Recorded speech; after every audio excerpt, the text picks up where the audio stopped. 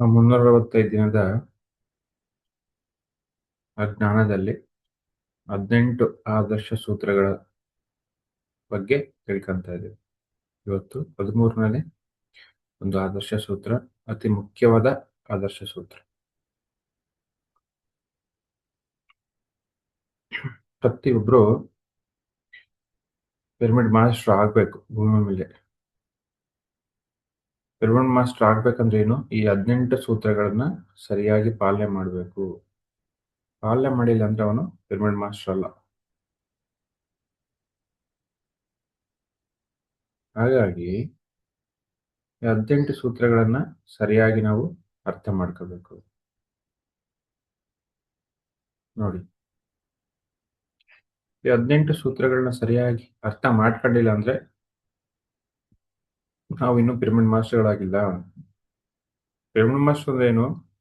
ಅವನು ಸಂಪೂರ್ಣ ಹಣ್ಣಾದವನು, ಅವನು ಸಂಪೂರ್ಣ ಜ್ಞಾನಿ. ಅವನು ಒಬ್ಬ ಪಿರಮಿಡ್ ಮಾಸ್ಟರ್ ಅಂದ್ರೆ ಒಬ್ಬ ಬ್ರಹ್ಮಶ್ರೀಗೆ ಸಮಾನ. ಪ್ರತಿ ಆತ್ಮ ಕೂಡ ಬ್ರಹ್ಮಶ್ರೀ ಆಗ್ಬೇಕು. ಅಲ್ಲೇ ತನಕ ಮತ್ತೆ ಮತ್ತೆ ಹುಟ್ಟುತ್ತಾ ಇರುತ್ತೆ ಭೂಮಿ ಮೇಲೆ. ಅದು ಸರ್ವವನ್ನು ತಿಳ್ಕೊಂಡಿರ್ಬೇಕು. ಎಲ್ಲ ನಾನೇ ಅಂತ ತಿಳ್ಕೊಬೇಕು. ಅವನೇ ಪಿರಮಿಡ್ ಮಾಸ್ಟರ್. ಎಲ್ಲ ನಾನೇ ಅಂತ ತಿಳ್ಕೊಬೇಕಂದ್ರೆ ಏನು? ಈ 18 ಆದರ್ಶ ಸೂತ್ರಗಳನ್ನ ಸರಿಯಾಗಿ ಪಾಲನೆ ಮಾಡಬೇಕು. ಸಹಜವಾಗಿ ಪಾಲನೆ ಮಾಡ್ತಾನೆ, ಎಲ್ಲ ನಾನೇ ಅಂತ ತಿಳ್ಕೊಂಡ್ಮೇಲೆ. ಅದ್ರಲ್ಲೇನು ಎರಡು ಮಾತಿಲ್ಲ. ಯಾಕಂದ್ರೆ ಎಲ್ಲ ನಾನೇ ಅಂದ್ಮೇಲೆ ಆ ಪಾಲನೆ ಅಂತಕ್ಕಂಥದ್ದು ಸಹಜವಾಗಿ ಬಂದ್ಬಿಡುತ್ತೆ. ಸೊ ಇವತ್ತು ಯಾವ್ದಪ್ಪ ವಿಷಯ ಅಂದ್ರೆ, ಧ್ಯಾನ ಹೇಳ್ಕೊಡ್ತಕ್ಕಂಥ ಸಮಯದಲ್ಲಿ ಅಥವಾ ಯಾವುದೇ ಆಧ್ಯಾತ್ಮಿಕ ಕಾರ್ಯಕ್ರಮಗಳಲ್ಲಿ ಹಣ ವಿನಿಮಯ ಇರಬಾರ್ದು. ಇದು ಇವತ್ತಿನ ಒಂದು ಆದರ್ಶ ಸೂತ್ರ, 13ನೇ ಆದರ್ಶ ಸೂತ್ರ. 13th guiding or must follow principle. ಇವತ್ತು ಇಲ್ಲಿ ಹಣಕಾಸಿನ ವ್ಯವಹಾರಗಳಿರಬಾರ್ದು. ಫಸ್ಟ್ ಆಫ್ ಆಲ್, ಆಧ್ಯಾತ್ಮಿಕ ಅಂತಕ್ಕಂಥದ್ದು ದುಡ್ಡಿಂದ ಬರೋದಲ್ಲ. ಯಾರಾದ್ರೂ ದುಡ್ಡು ಕೊಟ್ಟು ನಾನು ಆ ಕ್ಲಾಸಿಗೆ ಹೋಗ್ತೀನಿ, ಈ ಕ್ಲಾಸಿಗೆ ಹೋಗ್ತೀನಿ ಅಂದ್ರೆ ಅದರಲ್ಲಿ ಅರ್ಥ ಇಲ್ಲ. ದುಡ್ಡಿಂದ ಸಿಗೋದಲ್ಲ ಸ್ಪಿರಿಚುಯಾಲಿಟಿ ಅಥವಾ ಧ್ಯಾನ ಅಂತಕ್ಕಂಥದ್ದು.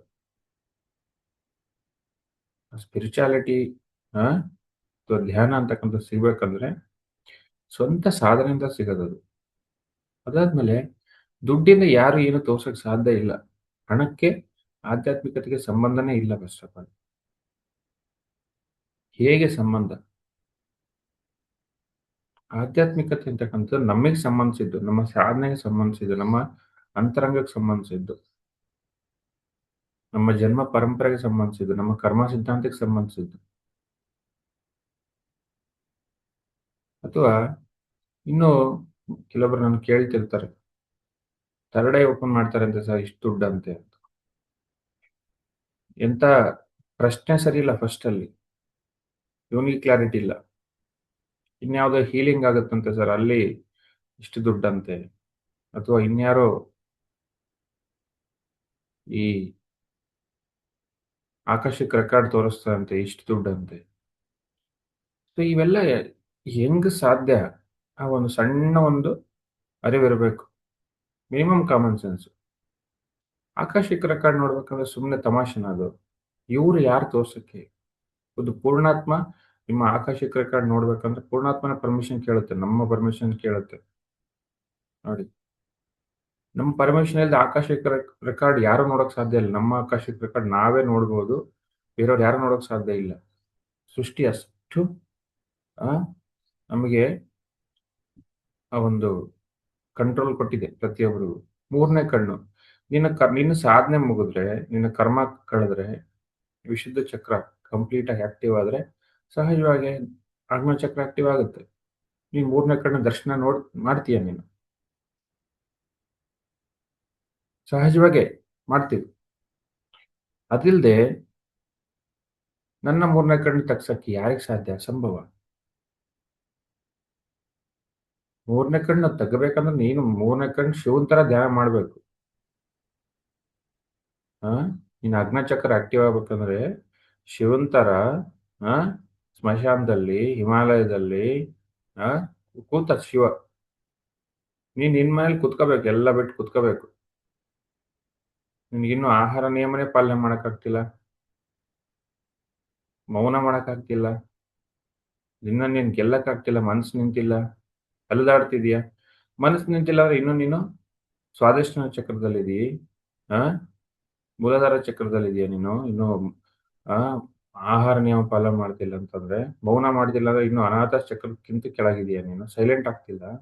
ಸೊ ನಿನಗೆ ಇಷ್ಟೊಂದು ದುರ್ಗಂಧಗಳಿರ್ಬೇಕಾದ್ರೆ ದುಡ್ಡಿಂದ ಹೇಗ್ ಸಾಧ್ಯ ಮೂರನೇ ಕಣ್ಣು ತೆಗಿಯಕ್ಕೆ? ನೋಡಿ, ಇವೆಲ್ಲ ಮಿನಿಮಮ್ ಸೆನ್ಸ್ ಇವೆಲ್ಲ. ಸ್ಪಿರಿಚುಯಾಲಿಟಿ ಗೊತ್ತಿದ್ರೆ ಯಾವತ್ತು ತಪ್ಪು ದಾರಿ ಹಿಡಿಯೋದಿಲ್ಲ. ನೋಡಿ ಮಾಸ್ಟರ್ಸ್, ವೆರಿ ಇಂಪಾರ್ಟೆಂಟ್. ಅರ್ಥ ಮಾಡ್ಕೋಬೇಕು ಇವೆಲ್ಲ. ಆಧ್ಯಾತ್ಮಿಕತೆ ಅಂದ್ರೆ ಏನು? ಹೇಗಾಗತ್ತೆ ಮೂರನೇ ಕಣ್ಣು? ಹೇಗೆ ಆ ಆ ಆಕಾಶಕ್ಕೆ ರೆಕಾರ್ಡ್ ಹೇಗೆ ಕಾಣಿಸುತ್ತೆ? ಆಕಾಶಕ್ಕೆ ರೆಕಾರ್ಡ್ ಇವೆಲ್ಲ ಸಣ್ಣ ಸಾಮಾನ್ಯ ವಿಷಯಗಳಲ್ಲ. ಅಸಾಮಾನ್ಯ ಸಿದ್ಧಿಗಳು.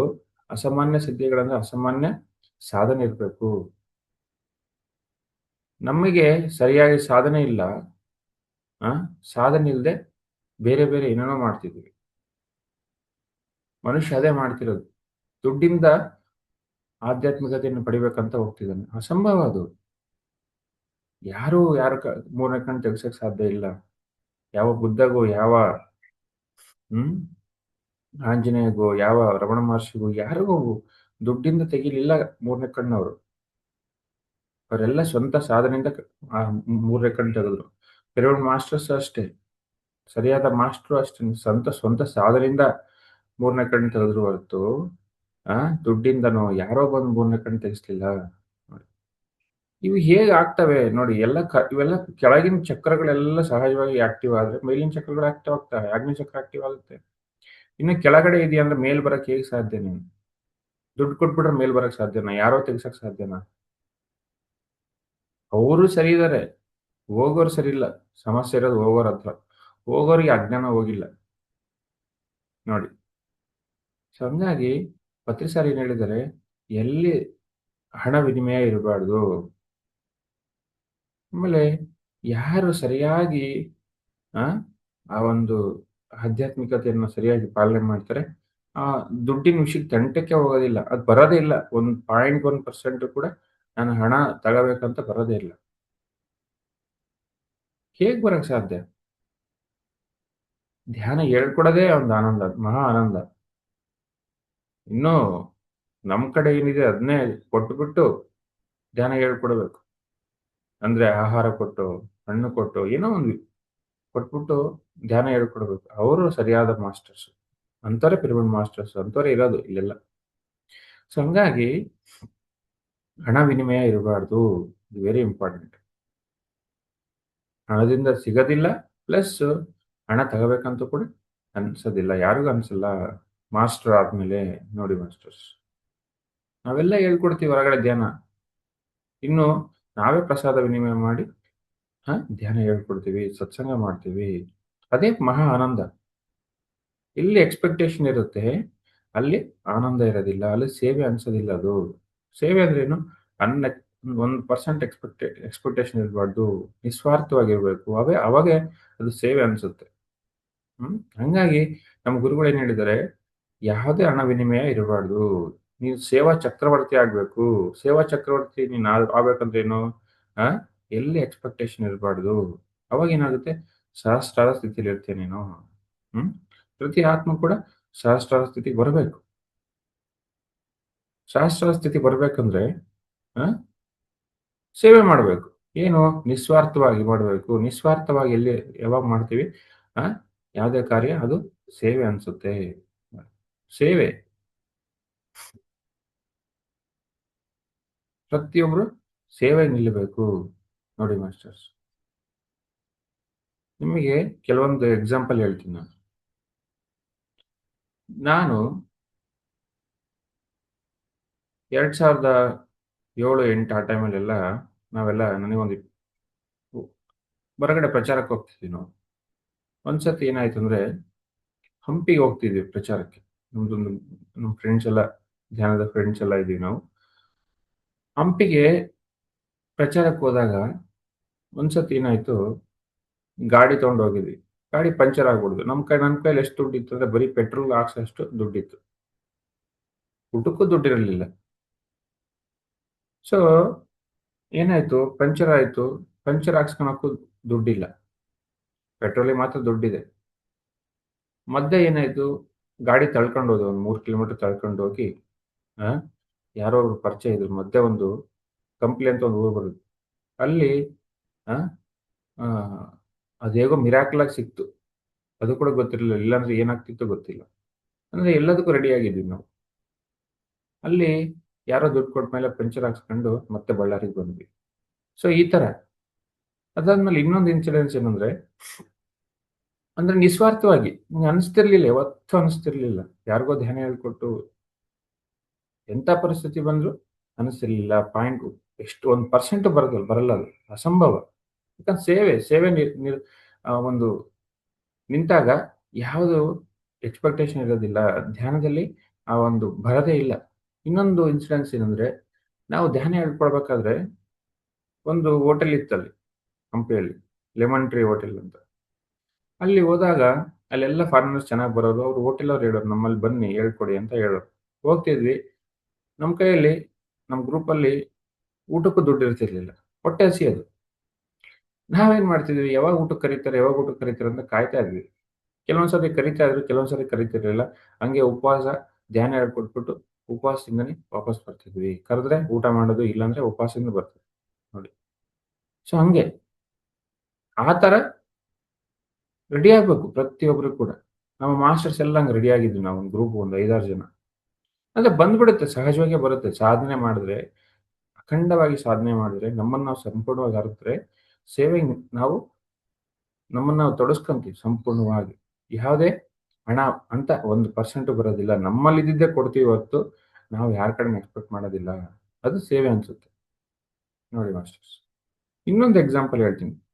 ಅಲ್ಲೇನೆ ಹಂಪಿನಲ್ಲಿ ಒಂದು ಟೈಮ್ ಏನಾಯ್ತು, ನನ್ನ ಫ್ರೆಂಡ್ ಒಬ್ರು ಇದ್ದಾರೆ. ರಂಗರಾವ್ ಮತ್ತೆ ಕೃಷ್ಣ ಅಂತ ಇದ್ದಾರೆ ಬಳ್ಳಾರಿಯಲ್ಲಿ. ಇಬ್ರು ಗ್ರೇಟ್ ಮಾಸ್ಟರ್ಸ್. ಅವರು ಫುಲ್ ಡೇ ಪ್ರಚಾರ ಮಾಡಿದ್ದಾರೆ. ಫುಲ್ ಡೇ ಪ್ರಚಾರ ಮಾಡಿದ್ದಾರೆ. ಹೊಟ್ಟೆ ಹಸು ಕಡೆನೂ ಆಲೋಚನೆ ಇಲ್ಲ. ಯಾಕಂದ್ರೆ ತುಂಬಾ ಫಾರಿನರ್ಸ್ ಬಂದಿದ್ರು. ಆ ತುಂಗಭದ್ರಾ ನದಿ ದಂಡೆನಲ್ಲಿ, ಕಮಲಾಪುರ ಅಂತ ಅಲ್ಲೆಲ್ಲ ಅವರು ಹೋಟೆಲ್ಸ್ ಇದಾವೆ. ಅಲ್ಲೆಲ್ಲ ಫುಲ್ ಪ್ರಚಾರ ಮಾಡಿ ಹೊಟ್ಟೆ ಹೊಟ್ಟೆ ಕಡೆ ಗಮನನೇ ಇಲ್ಲ. ಹಸುವಿನ ಕಡೆ ಗಮನನೇ ಇಲ್ಲ. ಅದಾದ್ಮೇಲೆ ಸಂಜೆ ಒಂದು 5, 6 ಗಂಟೆಗೆ ತುಂಬಾ ಹೊಟ್ಟೆ ಹಸ್ತಿದೆ. ಹೊಟ್ಟೆ ಹಸ್ತಿದೆ ತುಂಬಾ. ಅವಾಗ ಆ ನದಿ ಹತ್ರ ಯಾರೋ ಒಬ್ರು ಬನ್ನಿ, ಬನ್ನಿ ಇಲ್ಲಿ ಪ್ರಸಾದ ಕೊಡ್ತೀನಿ ಅಂತ ಆ, ಪ್ರಸಾದ ಕೊಟ್ರಂತೆ. ಅವರು ಪುಳಿಯೋಗರೆ ಕೊಟ್ಬಿಟ್ಟು, ಇವರು ಕೊಟ್ಟ ಮೇಲೆ ಇವರು ತಿಂತಾ ಇದ್ದಾರೆ. ನೋಡ್ ಕೊಡ್ಬೇಕಾದ್ರೆ ಇದ್ದೋರು, ಇವ್ರು ತಿನ್ಬೇಕಾದ್ರೆ ತಿಂದು ಸುಮ್ನೆ ಆ ಕಡೆ ಈ ಕಡೆ ನೋಡ್ದೇನೆ ಸ್ವಲ್ಪ ತಿಂತಿದ್ದಾರೆ. ಒಂದು 5 ನಿಮಿಷ ಆದ್ರೆ ಅವ್ರು ಇಲ್ಲೇ ಇಲ್ಲ, ಮಾಯ ಆಗ್ಬಿಟ್ಟಿದ್ದಾರೆ. ಹುಡುಕ್ತಿದ್ದಾರೆ, ಸಿಗ್ತಿಲ್ಲ. ಅಲ್ಲಿ ಪ್ರಸಾದ ಕೊಟ್ಟವ್ರು ಯಾರಂದ್ರೆ ರಾಘವೇಂದ್ರ ಸ್ವಾಮಿ. ನೋಡಿ, ಸಾಕ್ಷಾತ್ ರಾಘವೇಂದ್ರ ಸ್ವಾಮಿ ಬಂದೇ ಪ್ರಸಾದ ಕೊಟ್ರು ನೋಡಿ. ಸೊ ಅಂದ್ರೆ ಹಿಂಗೆ ಇರ್ಬೇಕು. ನಾವು ಎಷ್ಟು ನಿಸ್ವಾರ್ಥವಾಗಿ ನಾವು ಸೇವೆ ಮಾಡ್ತೀವಿ, ಅವಾಗ ಮಾಸ್ಟರ್ಸೇ ಕೈ ಹಿಡಿತಾರೆ ನೋಡಿ. ಇನ್ನೊಂದು ಎಕ್ಸಾಂಪಲ್ ಹೇಳ್ತೀನಿ, ನಮ್ಮ ಗುರುಗಳ ಎಕ್ಸಾಂಪಲ್.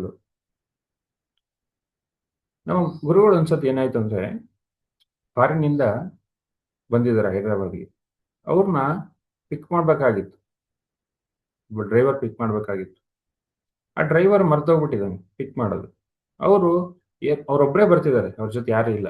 ಏರ್‌ಪೋರ್ಟಲ್ಲಿ ಬಂದು ಸುಮ್ಮನೆ ಕೂತಿದ್ದಾರೆ. ಯಾಕಂದ್ರೆ ಆ ಟ್ಯಾಕ್ಸಿ ತಗೊಂಡು ಆ ಆ ಮನೆಗೆ ಹೋಗಕ್ಕೆ ಅವ್ರ ಕಡೆ ದುಡ್ಡಿಲ್ಲ. ಅವ್ರ ಕಡೆ ಯಾವತ್ತೂ ದುಡ್ಡು ಇರ್ದಿರ್ಲಿಲ್ಲ. ಖಾಲಿ ಜೇಬವರು. ಫೋನ್ ಮಾಡಕ್ ಮೊಬೈಲ್ ಇಲ್ಲ. ಅವ್ರು ಬರೋ ತನಕ ಹಂಗೆ ಕೂತಿದ್ರು ಒಂದು 3, 4 ಅವರ್ಸ್ ಸುಮ್ನೆ ಏರ್‌ಪೋರ್ಟಲ್ಲಿ ಕೂತಿದ್ದಾರೆ ನೋಡಿ. ಅವ್ರಿಗೆ ಎಷ್ಟು ವಿಷಯ ಆ ಬೇಕಂದ್ರೆ ಅವರಿಗೆ ಟೆಲಿಪತಿ ಮೆಸೇಜ್ ಮಾಡಿನೋ ಡ್ರೈವರ್‌ಗೋ ಮಾಡ್ಬೋದು. ಬಟ್ ಯಾವುದೇ ಸಿದ್ಧಿ ಬಳಸ್ತಿಲ್ಲ. ಸಹಜವಾಗಿ ಸುಮ್ನೆ ಕೂತ್ರು. ಅದೊಂದು ಪಾಠ ನೋಡಿ. ಅಂತ ಮಹಾಗುರು ಸಾಕ್ಷಾತ್ ಬುದ್ಧ ಕೂಡ ಬುದ್ಧ ಅವರು. ಅವರೇ ಏನು ಸಿದ್ಧಿಗಳು ಮಾಡ್ಲಿಲ್ಲ. ದುಡ್ಡು ಬಗ್ಗೆ ಆಲೋಚನೆ ಮಾಡ್ಲಿಲ್ಲ. ಬರೋ ತನಕ ಸುಮ್ನೆ ಕೂತ್ರು. ಆಮೇಲೆ ಡ್ರೈವರಿಗೆ ನೆನಪಾಗಿ ಎಂತ ದುರಂತ ಆಯ್ತಂತ ಓಡೋಡಿ ಕಾರ್ ತಗೊಂಡ್ ಬಂದ್ರು. ಕರ್ಕೊಂಡು ಹೋದ್ರು ನೋಡಿ. ಈ ತರ ಇನ್ಸಿಡೆಂಟ್ಸ್. ನಮ್ಮ ಗುರುಗಳ ಹತ್ರ ಯಾವುದೇ ಪೈಸೆ ಇರ್ತಿರ್ಲಿಲ್ಲ. ಒಬ್ರಿಗೆ ಧ್ಯಾನ ಹೇಳ್ಕೊಡಕ್ಕೆ ಆ 60 ಕಿಲೋಮೀಟರ್ ಟ್ರೈನಲ್ಲಿ ಹೋಗೋರು. ಟ್ರೈನಲ್ಲಿ ಟಿಕೆಟ್ ಇಲ್ಲ ಅಂದ್ರೆ ಟಾಯ್ಲೆಟಲ್ಲಿ ಕೂತ್ಬಿಟ್ಟು ಹೇಳ್ಕೊಟ್ಟು ಬರೋರು ನೋಡಿ. ಅಂತ ಮಹಾಗುರು. ಸರಿಯಾದ ಮಾಸ್ಟ್ರು ಒಬ್ಬ ಬ್ರಹ್ಮಶ್ರೀ ಅದೇ ತರ ಇರ್ತಾನೆ ಯಾವಾಗ್ಲೂ ನೋಡಿ ಮಾಸ್ಟರ್ಸ್. ಇದು ಜ್ಞಾನ. ಅವ್ರಿಗೆ ಎಷ್ಟು ವಿಷಯ ಸಣ್ಣ ವಿಷಯ ಸಿದ್ಧಿಗಳು ಬಳಸೋದು. ಬಟ್ ಯಾವ ಟೈಮಲ್ಲಿ ಬಳಸ್ಬೇಕು ಬಳಸಿದ್ರು. ಬಟ್ ಅದೇ ತರನೇ ಯಾವುದೇ ಹಣಕ್ಕೆ ಆಸೆ ಪಟ್ಟು ಯಾವತ್ತು ಒಂದು ಇದ್ದಿದ್ದು ಕೊಟ್ರು ಅವರೆಲ್ಲ. ರಿಟೈರ್ಡ್ ಆಗಿದ್ದ ದುಡ್ಡೆಲ್ಲ ಆ ಬಂದು ಪಿಎಫ್ ದುಡ್ಡನ್ನ ಅವರು ಬುಕ್ ಪ್ರಿಂಟ್ ಮಾಡಿಸಿದ್ರು. ಪಿರಮಿಡ್‌ಗೆ ಡೊನೇಟ್ ಮಾಡಿದ್ರು ನೋಡಿ. ಕರ್ನೂಲ್ ಪಿರಮಿಡ್‌ಗೆ ನೋಡಿ ಮಾಸ್ಟರ್ಸ್. ಅಂದ್ರೆ ಅಂತ ಹಾಗಿರ್ಬೇಕು ಯಾವಾಗ್ಲೂ ನಮ್ಮ ವ್ಯವಹಾರಗಳು. ಪಿರಮಿಡ್ ಮಾಸ್ಟರ್ ವ್ಯವಹಾರ ಹಂಗೆ ಇರ್ತವೆ ನೋಡಿ. ಅದಾದ್ಮೇಲೆ ಇನ್ನೊಬ್ರು ಎಕ್ಸಾಂಪಲ್ ನಿಮ್ಗೆ ಹೇಳ್ತೀನಿ. ಚಂದ್ರಶೇಖರ್ ಶರ್ಮಾ ಅಂತ ಅವರು ಅವಧೂತರು. ಒಂದ್ಸತಿ ಏನಾಯ್ತಂದ್ರೆ ಎಷ್ಟು ನಿಸ್ವಾರ್ಥವಾಗಿ ನಾವು ಸೇವೆ ಮಾಡ್ಬೇಕು, ಎಷ್ಟು ನಿಸ್ವಾರ್ಥವಾಗಿ ಧ್ಯಾನ ಹೇಳ್ಕೊಡ್ಬೇಕಂತ ತಿಳ್ಕೊಳ್ಳಿ. ಒಂದ್ಸತಿ ಏನಾಯ್ತು ಅಂದ್ರೆ ಅವರು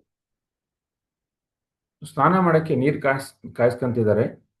ಅದೇ ಟೈಮಲ್ಲಿ ನೀರು ತುಂಬಾ ಕಾದಿದೆ. ಸ್ನಾನಕ್ಕೆ ಹೋಗ್ಬೇಕು ಅನ್ಕೊಂಡ್ರಂತೆ. ಅದೇ ಟೈಮಲ್ಲಿ ಒಬ್ರು ಡೋರ್ ಬಡಿದ್ರಂತೆ. ನಮಗೆ ಧ್ಯಾನ ಹೇಳ್ಕೊಡಿ ಅಂತ ಡೋರು ಬಡಿದ್ರಂತೆ. ಅವರು ಗಾಬರಿನಲ್ಲಿ ಆ ಅವರು ಡೋರ್ ಬಡಿತಾ ಇದ್ದಾರೆ. ಇವರು ಆ ಪಾತ್ರೆ ಎತ್ತಾ ಇದ್ದಾರೆ. ಅದೇ ಟೈಮಲ್ಲಿ ಅವರು ಡೋರ್ ಬಡಿದ ತಕ್ಷಣ ಸ್ವಲ್ಪ ಗಾಬರಿನಲ್ಲಿ ಏನಾಗಿದೆ, ಆ ಪಾತ್ರೆ ಹಿಡ್ಕೊಂಡಿರೋದು ಆ, ತಪ್ಪಿದೆ, ಕೈ ತಪ್ಪಿದೆ. ಅದೆಲ್ಲ ಮೈಮೇಲೆ ಸುರಿದ್ಬಿಟ್ಟಿದೆ ನೀರು. ಮೈಮೇಲೆಲ್ಲ ಫುಲ್ ಗಾಯ, ಸುಟ್ಟು ಗಾಯಗಳು. ಅದೇ ಟೈಮಲ್ಲಿ ಅವ್ರು ಡೋರ್ ಬಡಿತಿದ್ದಾರೆ, ಧ್ಯಾನ ಕೇಳ್ತಿದ್ದಾರೆ. ಅವ್ರೇನ್ ಮಾಡಿದ್ರು ಅಂದ್ರೆ ಬೆಡ್‌ಶೀಟ್ ಹೊದ್ಕೊಂಡು ಆ, ಅವರಿಗೆ ಬಂದವರಿಗೆ ಧ್ಯಾನ ಹೇಳ್ಕೊಟ್ಟು ಕಳಿಸಿದ್ಮೇಲೆ ಆ, ಅವ್ರು ನೋಡ್ಕೊಂಡ್ರು ಅವರು. ನೋಡಿ ಮಾಸ್ಟರ್ಸ್. ಇಷ್ಟು ನಿಸ್ವಾರ್ಥವಾಗಿರ್ಬೇಕು. ಹಂಗಾಗಿ ಅವ್ರು ಅವಧೂತರು, ಮಹಾ ಅವಧೂತರು ಚಂದ್ರಶೇಖರ್ ಶರ್ಮಾ. ಅಂದ್ರೆ ಈ ಎಕ್ಸಾಂಪಲ್ಸ್ ಇಂದ ಏನ್ ಅರ್ಥ ಮಾಡ್ಕೋಬೇಕಂದ್ರೆ ಎಲ್ಲಾ ಟೈಮಲ್ಲಿ ನಾವು ಧ್ಯಾನ ಹೇಳ್ಕೊಡೋಕೆ ರೆಡಿ ಇರ್ಬೇಕು. ಪ್ಲಸ್ ಏನು ಬಯಸ್ಬಾರ್ದು. ಜ್ಞಾನ ಕೊಡೋಕೆ ರೆಡಿ ಇರ್ಬೇಕು. ಏನು ಬಯಸ್ಬಾರ್ದು. ಅವರೇ ಸೇವಾ ಚಕ್ರವರ್ತಿಗಳು. ಅವರೇ ಸಹಸ್ರಾರಕ್ಕೆ ಪ್ರತೀಕ. ಅವರೇ ಪಿರಮಿಡ್ ಮಾಸ್ಟರ್‌ಗಳು ನೋಡಿ ಮಾಸ್ಟರ್ಸ್. ಇದನ್ನ ಅರ್ಥ ಮಾಡ್ಕೋಬೇಕು ನಾವು. ಸರಿಯಾಗಿ ಅರ್ಥ ಮಾಡ್ಕೋಬೇಕು ನೋಡಿ. ಅಂಥವ್ರು ಮೇಲಿನ ಲೋಕದಲ್ಲಿ ಅವರಿಗೆ ಎಷ್ಟೋ ಮರ್ಯಾದೆ, ಎಷ್ಟೋ ಗೌರವ ಅಂಥವರಿಗೆ. ಇಲ್ಲೂ ಕೂಡ ಅಷ್ಟೇ ಗೌರವ ಸಹಜವಾಗಿ. ಅದಾದ್ಮೇಲೆ ಯಾವತ್ತು ಆನಂದವಾಗಿರ್ತಾರೆ ಒಳಗಡೆ. ಒಳಗಡೆ ಏನೂ ಬೇಜಾರಿರೋದಿಲ್ಲ. ಒಳಗಡೆ ಏನೂ ಕೊರತೆ ಇರೋದಿಲ್ಲ. ಹಂಗಿರ್ಬೇಕು. ಆ ಸ್ಥಿತಿಗೆ ಹೋಗ್ಬೇಕು ಪ್ರತಿಯೊಬ್ರು ಕೂಡ. ಅವನೇ ಪಿರಮಿಡ್ ಮಾಸ್ಟರ್ ಅನ್ಸ್ಕೊಂತಾನೆ ನೋಡಿ ಮಾಸ್ಟರ್ಸ್. ಸೊ ಈ ಎಕ್ಸಾಂಪಲ್ಸ್‌ಗಳಿಂದ ಏನು ಅರ್ಥ ಮಾಡ್ಕೋಬೇಕು ನಾವು ಅಂದ್ರೆ, ಎಲ್ಲಾ ಟೈಮಲ್ಲೂ ಕೂಡ ನಿಸ್ವಾರ್ಥವಾಗಿ ನಾವು ಸೇವೆ ಮಾಡಿದ್ರೆ, ಯಾವ ಟೈಮಲ್ಲಿ ಏನು ಬೇಕು ಮಾಸ್ಟರ್ಸ್ ಕೈ ಹಿಡಿತಾರೆ. ರಾಘವೇಂದ್ರ ಸ್ವಾಮಿನೇ ಬಂದು ಪ್ರಸಾದ ಕೊಟ್ರು ನೋಡಿದ್ರಾ? ನೋಡಿ. ಇಲ್ಲಿ ಮಾಸ್ಟರ್ಸ್ ಎಲ್ಲ ಗಮನಿಸ್ತಿರ್ತಾರೆ ನಮ್ಮನ್ನ. ಏನೇ ತೊಂದರೆ ಆದ್ರೂ ನಮಗೆ ಭೌತಿಕವಾಗಿ ಅದನ್ನ ಆಲೋಚನೆ ಮಾಡಲೇಬಾರ್ದು. ಯಾವತ್ತೂ ಆಲೋಚನೆ ಮಾಡಬಾರ್ದು. ಏನ್ ಮಾಡ್ಬೇಕು? ಕೊಡದೇ ಒಂದು ಕೆಲಸ.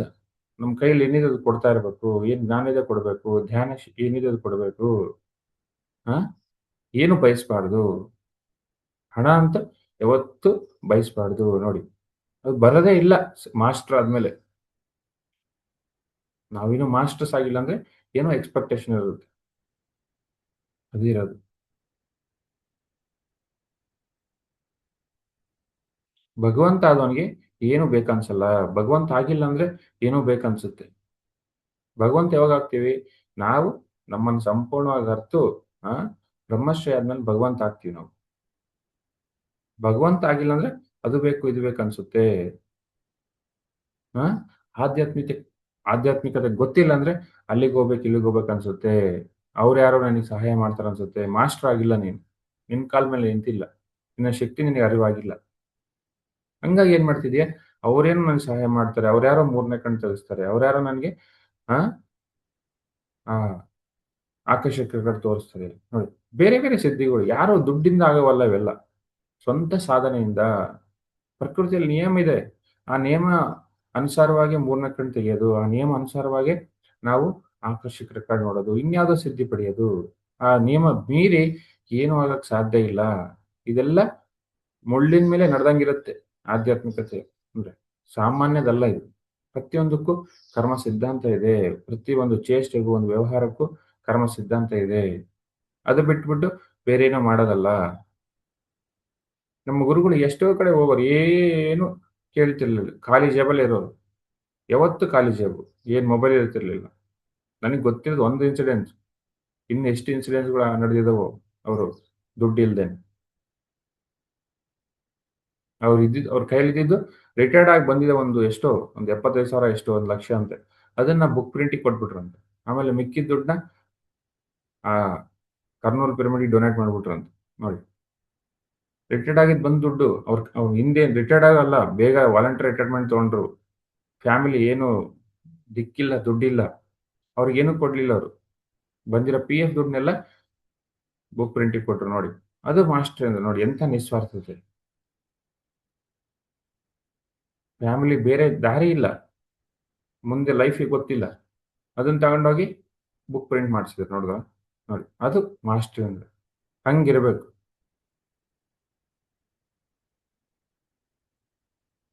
ಸೊ ಪ್ರತಿಯೊಬ್ರು ಈ ವಿಷಯಗಳನ್ನ ಸರಿಯಾಗಿ ಅರ್ಥ ಮಾಡ್ಕೋಬೇಕು. ಯಾವತ್ತೂ ಎಕ್ಸ್‌ಪೆಕ್ಟೇಷನ್ ಇರಬಾರ್ದು. ಎಕ್ಸ್‌ಪೆಕ್ಟೇಷನ್ ಇದೆ ಅಂದ್ರೆ ನೀನೇನು ಸ್ವಾದಿಷ್ಟಾನಕ್ಕೆ ಚಕ್ರ ಬರ್ತಿದ್ಯಾ? ಇನ್ನೂ ಕೆಳಗೆ ಬರ್ತಿದ್ಯಾ? ಸೇವೆ ಮಾಡು. ನಿಸ್ವಾರ್ಥವಾಗಿ ಮಾಡು. ಸಹಜವಾಗಿ ಮಾಡ್ತೀವಿ. ಯಾವಾಗ ಧ್ಯಾನ ಅಂತಕ್ಕಂಥದ್ದು, ಸಾಧನೆ ಅಂತಕ್ಕಂಥದ್ದು ಸಂಪೂರ್ಣ ಆಗುತ್ತೆ, ಸಹಜವಾಗಿ ನಿಸ್ವಾರ್ಥದಿಂದ ಮಾಡ್ತೀವಿ. ಅದೇ ಆನಂದ. ಕೊಡೋದೇ ಆನಂದ. ನಮ್ಮ ಕೈಯಲ್ಲಿ ಏನಿದೆ ಅದು ಕೊಡ್ಬೇಕು ಯಾವಾಗ್ಲೂ. ದಾನ ಮಾಡ್ತೀವಿ ನಾವು. ಎಲ್ಲ ದಾನ ಮಾಡ್ತೀವಿ. ಏನಿದೆ ದಾನ ಮಾಡ್ತೀವಿ. ನಮ್ಗೆ ಎಷ್ಟು ಬೇಕು ಅಷ್ಟು ಇಟ್ಕೊಂಡು. ನೋಡಿ. ಸೊ ಅದು ಬರುತ್ತೆ ಯಾವಾಗ್ಲೂ. ಸಹಜವಾಗೇ ಬರುತ್ತದು. ಅದು ಬಂದಿಲ್ಲ ಅಂದ್ರೆ ಇನ್ನು ನಾವಿನ್ನು ಇನ್ನೆಲ್ಲೋ ಸಿಗಾಕೊಂಡಿದ್ದೀವಿ. ಅದಿರೋದು ವಿಷಯ. ಎಲ್ಲಿ ಹಣ ವಿನಿಮಯ ಇರಬಾರ್ದು. ಕೊಡದೇ ಒಂದು ಕೆಲಸ ಸೇವೆ, ಸೇವೆ, ಸೇವೆ. ನನ್ನ ಕಡೆ ಏನೋ ಒಂದು ವಿದ್ಯೆ ಇದೆ. ಅದರಿಂದ ಸೇವೆ ಮಾಡಬೇಕು. ನೀನ್ ಮಾಡು. ನಿನ್ ಕಷ್ಟದ ಸಮಯದಲ್ಲಿ ಪ್ರಕೃತಿನೇ ಕೈ ಹಿಡಿಯುತ್ತೆ. ಅದಿರೋದು ವಿಷಯ. ನೀನ್ ಮಾಡಿಲ್ಲ ಅಂದ್ರೆ ನಿನ್ಗೆ ಯಾರು ಕೈ ಹಿಡಿಯೋದಿಲ್ಲ. ಸಹಜವಾಗಿ ಅನುಭವಿಸ್ತೀಯ ನೀನು. ಪ್ರಕೃತಿ ಕೈ ಹಿಡಿತಂತ ಕೂಡ ಆಲೋಚನೆ ಇರಬಾರ್ದು. ಒಂದು ಥಾಟ್ ಇರಬಾರ್ದು. ಕೊಡದೇ ಒಂದು ಕೆಲಸ ಬೇರೆ ಏನಿಲ್ಲ ನೆಕ್ಸ್ಟು ಆಲೋಚನೆನೇ ಇಲ್ಲ. ನಮ್ಮ ಕೈಲಿ ಏನಾಗುತ್ತೆ ಅದು ಕೊಡ್ತಾ ಇರ್ಬೇಕು. ಯಾವಾಗ್ಲೂ ಕೊಡ್ತಾ ಇರ್ಬೇಕು. ಕೊಡ ಬುದ್ಧಿ ಇನ್ನೂ ಬಂದಿಲ್ಲ ಅಂದ್ರೆ, ಜ್ಞಾನ ಬಂದಿಲ್ಲ ಅಂದ್ರೆ, ಇನ್ನು ಮಾಸ್ಟರ್ ಆಗಿಲ್ಲ. ಪಿರಮಿಡ್ ಮಾಸ್ಟರ್ ಆಗಿಲ್ಲ. ಪಿರಮಿಡ್ ಮಾಸ್ಟರ್ ಅಂದ್ರೇನು? ಯಾವಾಗೂ 24/7 ಸೇವೆಗೆ ರೆಡಿ ಇರ್ತಾನೆ ಅವನು. ಯಾರು ಏನ್ ಕೇಳಿದ್ರು ಕೊಡಕ್ ರೆಡಿ ಇರ್ತಾನೆ. ತನ್ನಲ್ಲಿ ಏನಿದೆ ಅದು ಕೊಡಕ್ ರೆಡಿ ಇರ್ತಾನೆ. ನೋಡಿ, ನಮ್ಮ ಗುರುಗಳು ಯಾವ್ದಾದ್ರು ಮನೆಗ್ ಬಂದವರು ಅದು ಚೆನ್ನಾಗಿದೆ, ಇದು ಚೆನ್ನಾಗಿದೆ ಅಂತ ವಸ್ತುಗಳಂದ್ರೆ ತಗೊಂಡ್ ಹೋಗು ಅಂತ ಕೊಟ್ಬಿಡೋರಂತೆ. ನೋಡಿ. ಅಂದ್ರೆ ಯಾವತ್ತೂ ಅಷ್ಟೇ ಅವರು. ಯಾವಾಗ್ಲೂ ಅಷ್ಟೇ. ತಮ್ಮತ್ರ ಏನು ಇಟ್ಕೊಳ್ಳಿಲ್ಲ. ಓದಿರೋ ಬುಕ್ಸ್‌ಗಳೆಲ್ಲ ಕೊಟ್ಬಿಟ್ರು. ಆ? ಯಾರಾದ್ರೂ ಏನಾದ್ರು ಅವ್ರಿಗೆ ಗಿಫ್ಟ್‌ಗಳು ಕೊಟ್ರೆ ಅಲ್ಲಲ್ಲೇ ಕೊಟ್ಬಿಡೋರು ಅವ್ರು. ಇಟ್ಕೊಂತಿರ್ಲಿಲ್ಲ. ನೋಡಿ. ನಾನೇ ಗಮನಿಸಿದ್ದೀನಿ. ಅಂದ್ರೆ ಅವ್ರಿಗೆ ಯಾವತ್ತೂ ಕೊಡದೇ ಒಂದು ಆನಂದ ಅವ್ರಿಗೆ. ಮಹಾ ಆನಂದ. ಪ್ರತಿ ಮಾಸ್ಟರ್ ಕೂಡ ಇದನ್ನ ಸರಿಯಾಗಿ ಅರ್ಥ ಮಾಡ್ಕೋಬೇಕು. ಅದಿರೋದು ವಿಷಯ. ಎಲ್ಲ ಬರ್ತವೆ. ಯಾವಾಗ ನಾವು ದಾನ ಮಾಡ್ತೀವಿ, ಆ ಒಂದು ದರಿದ್ರ ಹೋಗುತ್ತೆ. ದರಿದ್ರ ಏನು? ಆ ಒಂದು ಕೊಳಕು, ಅಜ್ಞಾನ. ಆ? ದಾನ ಮಾಡಿಲ್ಲ ಅಂದ್ರೆ ಇದು ಪ್ರಾರಂಭ ಆಗುತ್ತೆ. ಆ ಒಂದು ಸಮಸ್ಯೆಗಳು ಪ್ರಾರಂಭ ಆಗ್ತವೆ. ಅದಿರೋದು. ಯಾವಾಗ್ಲೂ ಅಷ್ಟೇ. ಯಾವಾಗ್ಲೂ ನಮ್ಮಲ್ಲಿ ಏನಿದೆ ಅದು ಕೊಡ್ತಾ ಇರ್ಬೇಕು. ಜ್ಞಾನನ್ನಾಯ್ತು, ಧ್ಯಾನನ್ನಾಯ್ತು, ಹಣನ್ನಾಯ್ತು, ಏನೇ ಇರ್ಲಿ ನಮ್ಗೇನು ಕೊಡಕ್ಕಾಗುತ್ತೆ ಅದು ಕೊಡ್ತಾ ಇರ್ಬೇಕು. ಅದು ಇರೋದು ವಿಷಯ.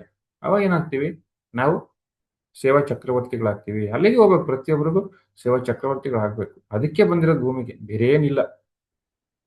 ಸೇವೆನ ಸರಿಯಾಗಿ ಅರ್ಥ ಮಾಡ್ಕೊಳಕ್ಕೆ ಬಂದಿರೋದು. ನಾವು ಕೊನೆಯ ಸ್ಟೇಜ್ ಅಂದ್ರೇನು? ಸೇವಾ ಚಕ್ರವರ್ತಿಗಳಾಗ್ಬೇಕು ಪ್ರತಿಯೊಬ್ರು ಕೂಡ. ನೋಡಿ ಮಾಸ್ಟರ್ಸ್. ಇದು ವೆರಿ, ವೆರಿ, ವೆರಿ ಇಂಪಾರ್ಟೆಂಟ್. 13ನೇ ಸೂತ್ರ. ಎಲ್ಲಾ ಸಮಯದಲ್ಲೂ ನಾವು ಧ್ಯಾನ ಮಾಡಕ್ ರೆಡಿ ಇರ್ಬೇಕು. ನಮ್ಮಲ್ಲಿ ಏನಿದೆ ಜ್ಞಾನ ಆಯ್ತು, ಧ್ಯಾನ ಶಕ್ತಿ ಆಯ್ತು, ಒಳ್ಳೆ ಕೆಲ್ಸಕ್ಕೆ ನಮ್ ಶಕ್ತಿನ ಕೊಡಬೇಕು.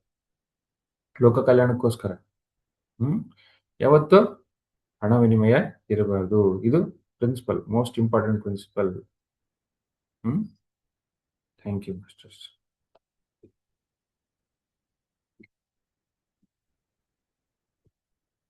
ಓಕೆ.